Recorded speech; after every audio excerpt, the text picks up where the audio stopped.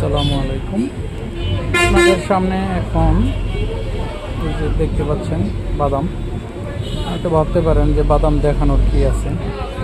আসলে এখানে বাদাম দেখানোর জন্য কোনো ভিডিও করছি না।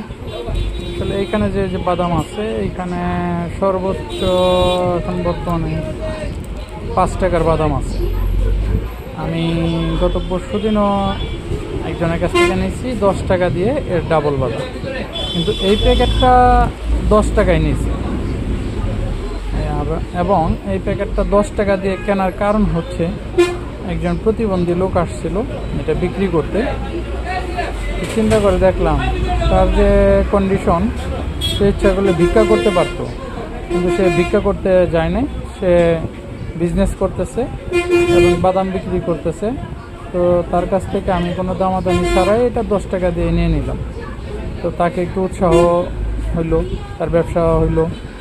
এবং আপনারা সবাই চেষ্টা করবেন যারা এই ধরনের প্রতিবন্ধী লোক আছে, যারা ভিক্ষা না করে ব্যবসা করে, তাদের কাছ থেকে জিনিসপত্র কিনবেন। অনেক সময় হয়তো দরকার পড়ে না, কিন্তু তারপরেও দেখা গেছে যে একটা মানুষের কাছ থেকে 5-10 টাকার একটা জিনিস নিলে তার উপকার হয়। তো সবাই আপনারা এরকম তাদেরকে একটু সাহায্য করবেন। ধন্যবাদ।